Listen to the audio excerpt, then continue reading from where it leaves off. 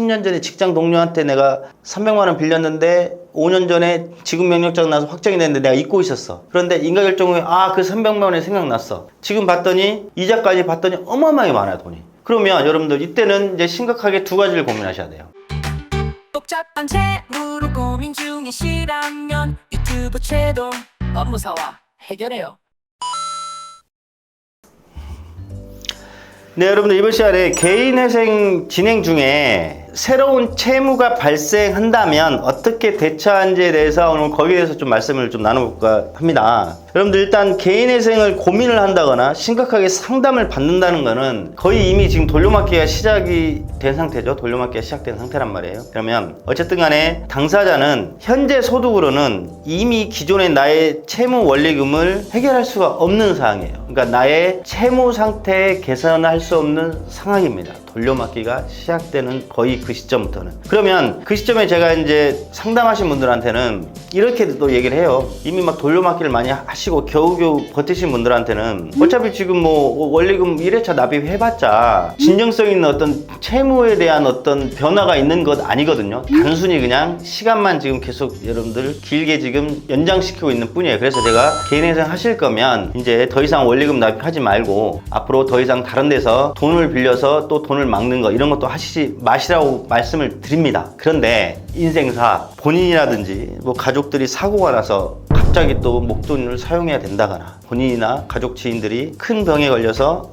병원비가 많이 나가야 된다든가 그 다음에 개인회생 신청 시까지만 해도 몰랐던 예전에 내 개인 간 갚아야 할 채권 채무 관계라든지 그 다음에 기존에 갖고 있었던 채무였는데 팔려서 지금 잊어먹었던 어떤 나의 채무가 신청 후에 이제 알게 되는 경우들, 이런 여러 가지 이유 때문에 개인회생 중에 새로운 채무가 발생됩니다. 그러면 이걸 어떻게 대처하는지에 대해서 지금 그 말씀을 드리는 거예요. 여러분들 개인회생은 크게 개인회생을 신청하고 개시결정이 나고 인가결정이 나죠. 인가결정 후에는 한 달에 변제금 꼬박꼬박 납입하시면 되죠. 일정 기간 동안. 그러면 이 인가결정 기준으로 여러분들 말씀드릴게요. 인가결정 기준으로 왜 말씀드리냐면 인가결정 때까지의 기준으로 해서 내 채권자 목록을 수정할 수 있어요.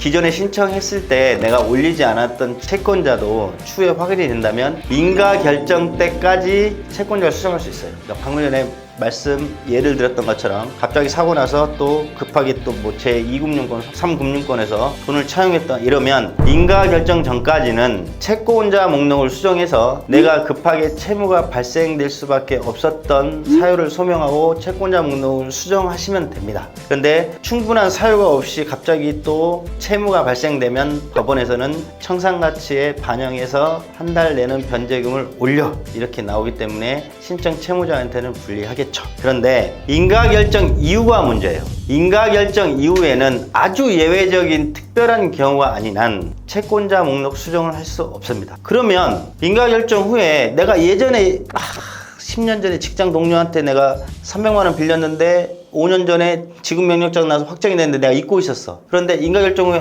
그 300만 원이 생각났어. 지금 봤더니 이자까지 봤더니 어마어마하게 많아요, 돈이. 그러면 여러분들 이때는 이제 심각하게 두 가지를 고민하셔야 돼요. 왜 그러냐면 인가결정 이후에는 채권자 목록이 수정이 안 되기 때문에 여러분들 내가 잊어버렸던 그 채권자를 올릴 수가 없단 말이에요. 그러면 내가 이제 심각하게 고민해야 될 거 딱 두 가지 방법이거든요. 그거를 갚던지 개인회생을 다 없던 걸로 하고 처음부터 다시 재신청하는 두 가지 결정이 한단 말이에요. 그러면 어떤 기준으로 두 가지 중에 하나를 선택하셔야 되냐면 내가 갚는다는 것은 굉장히 힘듭니다. 정말 굉장히 힘들어요. 왜? 인가결정 자체가 한 달 최저 생계비로 내가 살아야 되는데 최저 생계비로 먹고 자고 직장 다니고 어디 사업활동하는 것 자체도 빠듯빠듯한데 몰랐던 채무를 갚는다는 것은 굉장히 어렵습니다. 그러면 이제 뭐 급하게 뭐 옆에 있는 지인들이 도와준다거나 아니면 아주 소액이면 그를 갚아야 돼요. 갚아서 해결하셔야 돼요. 그런데 인가결정 후에 새롭게 발견된 채무가 목돈이야. 이제 목돈이란 개념은 개인에 따라 상대적이지만 개인회생을 진행하는 사람은 몇십만 원도 목돈이거든요. 몇백만 원 더 목돈이 되겠죠. 몇천만 원이 이제 그거는 감당 안 되는 거죠. 이러면 비용은 또 들겠지만 개인회생을 처음부터 신청하게 되면 또 사무실 수임료, 그 다음에 공과금 인지 때 뭐 새로운 부채 증명서 발급하면서 돈은 들어가겠지만 방법이 없어요.